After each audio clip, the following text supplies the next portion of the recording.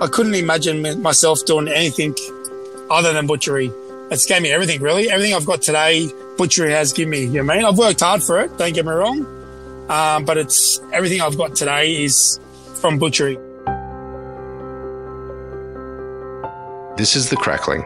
I'm Anthony Huckstep. There's always talk about the impact big supermarkets have had on a career as a butcher, on the local hub of the community and the art of incredible butchery. But there are some, like Brett Laws, that have turned those thoughts on their head with incredible skill, determination and dedication to the incredible craft. Brett, how you going? Hey, mate, how are you?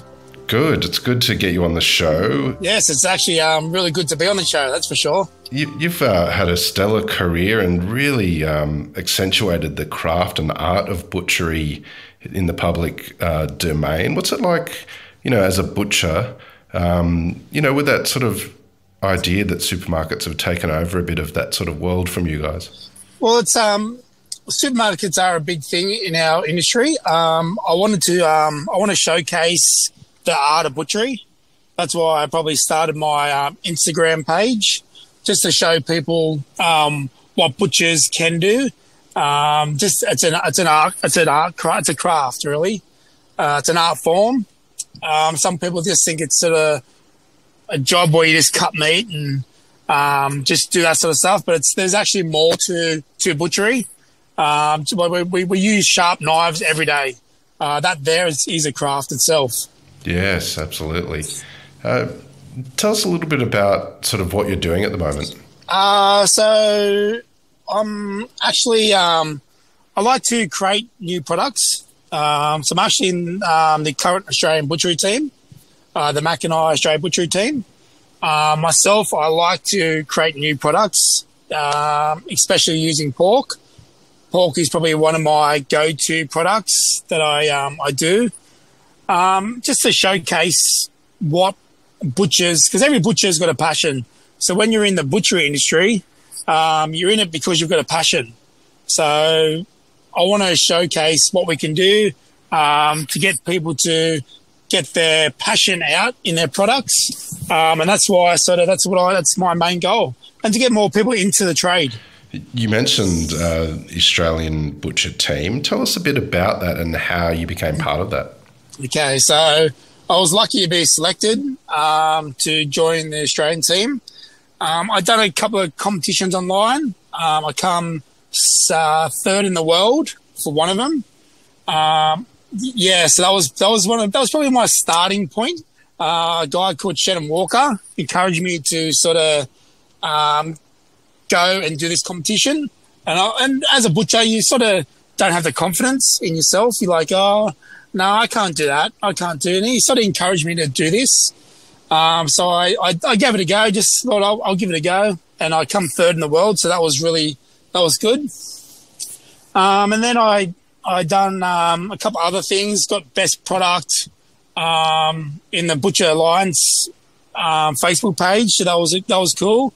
And then I done meat stocks last year. I come third in Melbourne and third in Sydney. And then I was selected to represent Australia, yeah. So it's probably the highlight of my career. Tell us a bit about being part of the team and what you've done since you've become part of it. Okay, so being part of the team it's amazing. Went to Sacramento. We competed against the world. So there's 14 countries involved in this competition. So it was a 3.5 hour competition, and we had 6 chickens to do the best products, a whole body of beef, and 1 lamb. So and one one like pig. So we had to make the best products we could out of all of them sort of primals. So yeah, and we actually come second in the world. So it was so it was one of the best Australia's ever done. Like Australia's done really good in the competitions, but one of the young apprentices he come first over there, and one of the young butchers come second, and a guy called Tom Boucher He was in the top 6 butchers in the world that represent, so he was really good. And our team itself come second, so it was really good. You mentioned a couple of different proteins there, but tell us what you did with the pig in that competition.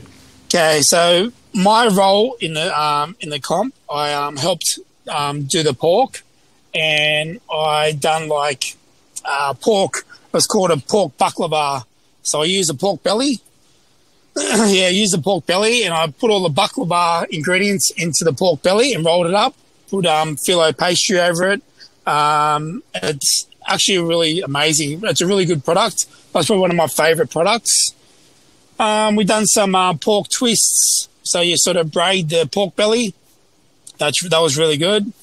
Some pork corsets. So you get the pork loin and you stuff it with any sort of stuffing, and you do a corset sort of with string over it. That was really good. But yeah, probably the pork baklava that's probably my favourite product in the competition. That sounds amazing. I want to talk about all of the array of incredible things that you do create with pork that feature heavily on your Instagram. It's quite extraordinary visually, some of the things that you do. But take us back to when you were young. What sort of role did food play in your family? To be honest, food's probably fresh food has been in my family forever. My dad's a butcher. I remember growing up as a kid, walking from school, going to my dad's butcher shop, working there as a wash-up boy, and just standing back and think to myself, I want to be like them guys, like the butchers. Because as anyone, they look up to the dad, like the dad's a hero. So as a young boy, my dad grew up in a butcher family. Then my dad, I was sort of not that good at school, as every young boy isn't the best, really. And Dad asked me, he said, listen, son, do you want to become an apprentice butcher? I said, hell yeah, let's do it. So started apprenticeship, and just always had a passion for butchery. And then probably the last 4 or 5 years, I've actually just started showcasing my passion, really. Give us a sense of sort of early on in your career. What were some of the really sort of integral moments or people that you worked with that helped influence you? So for me, I always looked up forward to Darren O'Rourke. A lot of people sort of know him, just what he'd done in the industry, to sort of take it to the next level in products, and sourcing out the best products too. So I always looked up to him. Probably my dad. My dad I've always looked up to. Till to this day, he's still in the butchery industry. He's working with myself. He's 70 years old, and he's still doing butchery. So he's doing 2 days a week with myself. So to this day, he's probably still my hero. And just Shannon Walker. I look up to him a lot too. Let's talk about your dad for a moment. You mentioned you still work with him a couple of days a week. Are there any experiences that you've had with him or lessons that you've learnt through him that you can share with us? Yeah, so lessons I've learnt, and I remember my dad, I was never one to get up early as an apprentice, you mean? I remember Dad used to come into bed and my bedroom and say, Brett, time to get up. And I'm like, oh, okay. I'm like, yeah. And he actually used to probably, not much, but just tip a bit of water on my head to get me up. and to be honest, that actually taught me to get up early and, to sort of, lessons, probably do things with passion. Everything you do in life, do it with passion, because passion is, it showcases everything. So he taught me how to do that, and just to be nice to people, just a nice, your day, sometimes your day is a bit yucky, and as everyone has bad days, but think positive and just be nice. Just be nice to people. At the top of the show, you mentioned the importance and the craft of using a knife, and the actual art of being able to cut up an animal and use the whole thing. Take us through the process of breaking down a whole pig. Do you remember the first time you did it, and sort of what's really involved in getting it right?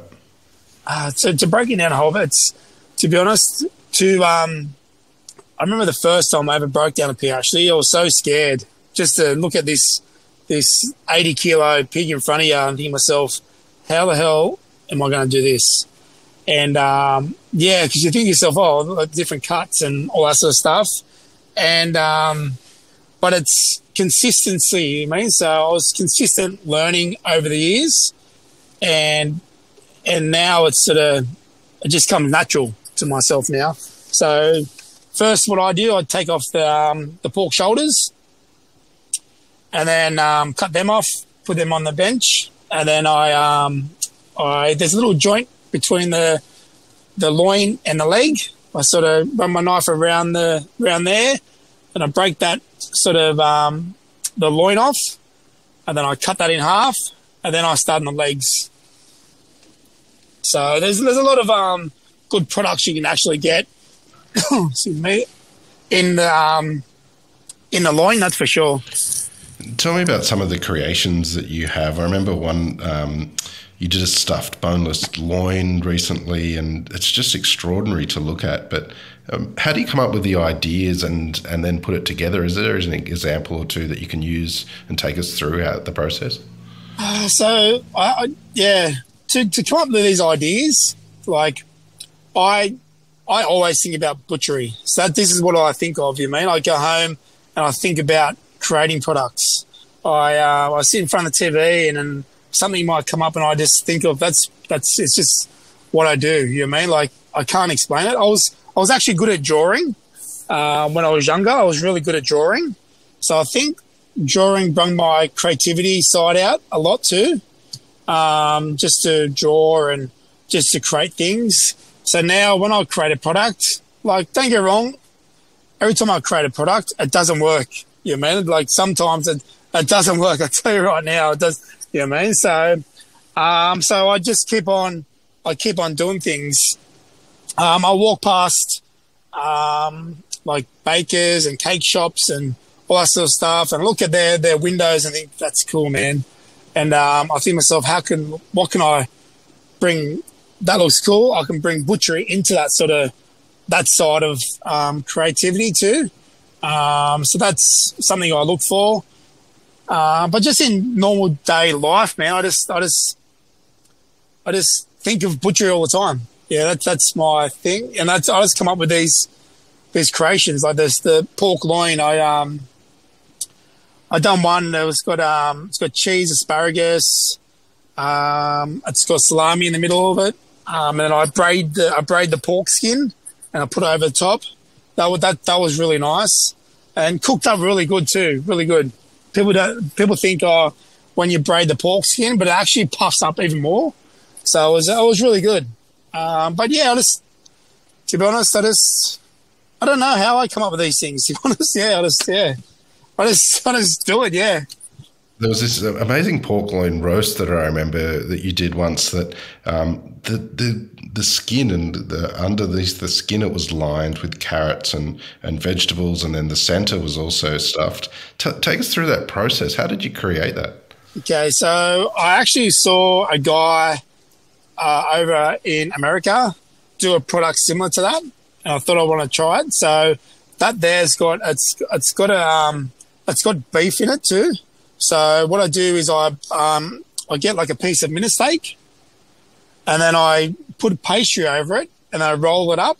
So I've got 3 of them, and then I put a pork loin over it, so it actually looks like nice. Then I get some more pastry, and I'll put carrot, leek in between that. Then I'll put it down, then I put it under the skin, and then I sort of roll it up, and it sort of creates that sort of image. And as every customer, they buy with their eyes.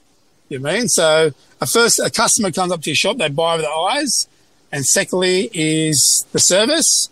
And when they get home, they cook it and they go, "That's amazing," and that's where you get that interaction with a customer.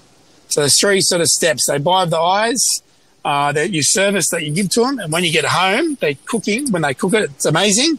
And they'll come back all the time. The creations are quite extraordinary. Is the cooking process part of your creating and finding the successful product as well? Yes, yeah. You have to be able to cook it. There's no point creating all these amazing products and that if you can't cook it. To be honest, my Sunday mornings, this is like true story. Sunday mornings, it's like I probably get up at 5 because I'm used to getting up all the time. And I probably get up at 5 every Sunday morning, and I'm in the kitchen and I create.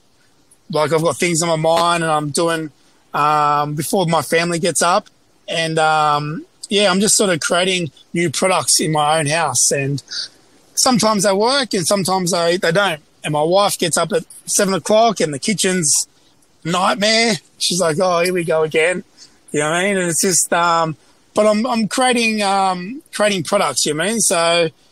Every Sunday I'll get up every Sunday and just create a new product for sure. Yeah, and that night we cook it and see if it works good. If it doesn't work, okay, cool. If it works good, I know I have to do this, I have to do that, and I just sort of put little bits and pieces in here, and then that's how I create a product. Why is butchery important? Butchery is important to the community. Butchers serve the community. You know what I mean? If there was no butchery, the community wouldn't get the products they get. The farmers do their job. They pass it on to the suppliers, and we do our job and to create stuff for the community.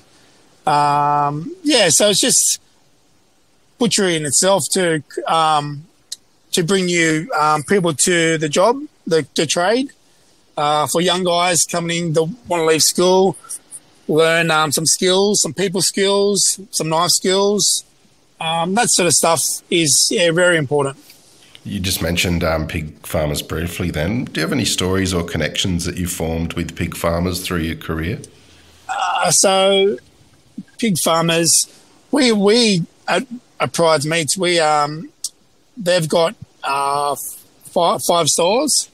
So I'm at Narellan, and we get our pigs from a local guy from Picton Abattoir. So we use a local sort of pig. Yeah, so we use that local sort of thing. Sometimes we use a big company called B. Campbell.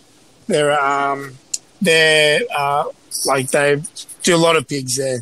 So we get fresh pigs from our local sort of supplier, really. Yeah.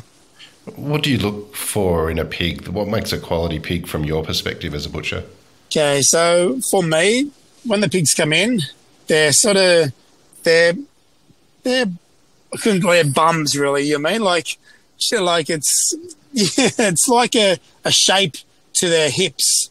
So it goes out, then it comes in, and it goes straight down. So when the pig's got that sort of nice shape to its hips. And the fat coverage too is a good thing too. Once you've got a pig with a nice fat coverage all the way around, you sort of know that's going to be a nice pig. So that's when they come into the shop. That's what I look for. The shape of the hips of the pigs and the fat coverage, definitely. Butchery runs in your family. How does butchery make you feel? Amazing. You mean I couldn't imagine myself doing anything other than butchery. As anyone, they have bad days. You think to yourself, okay, I'm going to get out of the trade and that. But I couldn't imagine, butcheries gave me my wife. I met my wife in butchery. It's gave me my home. So it's gave me everything, really. Everything I've got today, butchery has given me. You know what I mean? I've worked hard for it, don't get me wrong. But it's everything I've got today is from butchery. So, yeah, it's gave me my whole life. You're doing so many things at the moment, but what's a good day at work for you? A good day is probably every day, really. Every day is a good day. I wake up every morning and I'm just sort of get ready and go to work. I'm a positive thinker, so I always take the negative out of things and turn it into a positive. I've always sort of done that. So I always sort of, start my day on a positive. I always, positive is sort of number one in my sort of thought process, definitely. And every day is a good day, you know what I mean? Like, I meet different people every day. I learn about butchery every day. The people that say they never I stopped learning butchery, you can never learn. Every day you're learning butchery. You know what I mean? I'm still learning now. I've been doing it for 25 years. That's the beauty of butchery. You learn so much. You think you know it all, and then a new thing comes out, and you want to practice that. You do that, and every day I'm learning about butchery. So I love butchery, definitely. For anyone listening that's interested in a career in butchery, what advice do you have for them? Butchery is a hard industry, but it is really rewarding. 100%. You can travel the world being a butcher. If you've got a lot of passion for butchery, you can actually, go very far. It's actually a really good lifestyle. It is good. It is good. It's fun too. You create different products, make different flavored sausages. You can actually bust down bigs. There's a lot of different areas you can actually go into butchery too. So it's not just retail butchery. So it is a good lifestyle, definitely. There is a real art and craft to amazing sausages. Where do you start? Do you have a formula that is quite successful when it comes to pork sausages? Okay, so pork sausages, with pork sausages, we always like to put pork back fat in sausages. It's like a clean fat. But it's a fat that's a lot of taste. So it's the flavor in that is amazing, and and so we sort of start from there, and then you sort of put pork shoulder in sausages. That's a lot of flavor too, and then you just sort of add your ingredients. What flavors work with what? So like an apple cinnamon sort of pork sausage, and I just entered a full Australian pork competition. I entered a sausage for them, and I didn't actually. So that was good. It's like a summer range of pork sausages. I come in the top 9 in Australia, so that was good. But just pork fat. Pork back fat for me is a key ingredient to really good pork sausages. You've been part of a lot of competitions and had extraordinary success with the Australian team as well overseas. What's the build-up like with these competitions and being part of a team and the experience? What's it like for you? Being a part of a team it's amazing. I mean, I've actually played.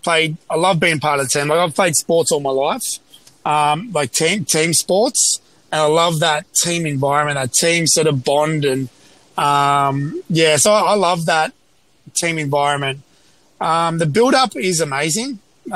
Just get a chance to represent your country in any sort of form. It could be butchery, it could be basketball, bakers, or whatever. You mean to represent your country, to do what you love is amazing. It's a feeling you'll never sort of.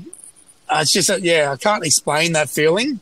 The build up to USA was a lot of work. So we only had 9 months to get everything right, and we the 6 guys that were involved, and the guys behind the scene too were involved. It was so because one of the guys live in Melbourne, one's in South Australia and Queensland, so they used to fly in all the time, and we used to practice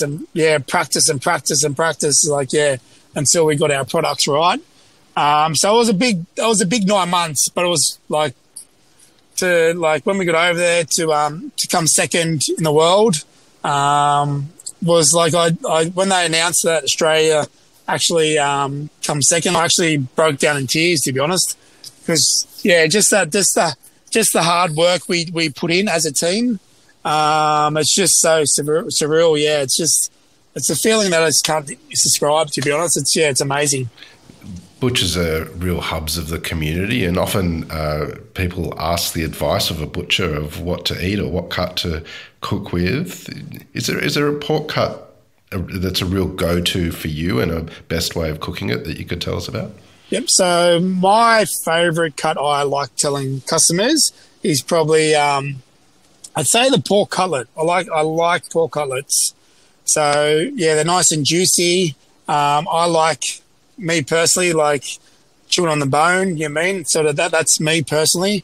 And cook it. I usually bake my pork cutlets.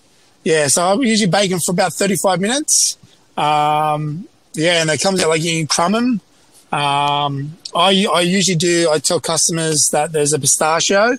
So I break down pistachio nuts and mix a panko crumb with it, and then I crumb it. I use egg to sort of crumb it, and I bake them for 35 minutes, and they're amazing. You know, I mean, that's every time my wife says, "Oh, what's for dinner tonight?" I'm like, pork cutlets, and she's like, "Come on, I've ate pork cutlets every night this week." So it's yeah, for me, it's probably pork cutlets to go to. Well, the year's just begun, 2023. What do you got planned for the year ahead? Okay, so this year I'm doing meat stocks. So it's going to be my first time doing all three meat stocks in Australia. So I'll drive down to Melbourne and compete in meat stock down there. And then I'll drive up to Brisbane and compete up there. And then in my hometown, Sydney, I'll just compete in there. There's actually a talk at the moment that we might be doing a tour in Germany at the end of the year. So we'll see how that goes. And for myself is promoting butchery, to promote butchery to all the young guys, to get them involved in competitions, encourage them into butchery, how good butchery can be for yourself. Yeah, so sort of that's my main sort of goal. Amazing. Well, it's incredible what you've achieved and representing Australia globally and doing so extraordinarily well. Look forward to seeing what you do this year, Brett, and it's been an honour to have you on the Crackling today. Please keep in touch and we'll catch up again soon. Thanks for having me, mate. It's been a pleasure. This is The Crackling, a Deep in the Weeds production in partnership with PorkStar. I'm Anthony Huckstep. Stay tuned as we catch up with some of Australia's best chefs and pork producers to discover what makes Australian pork so special.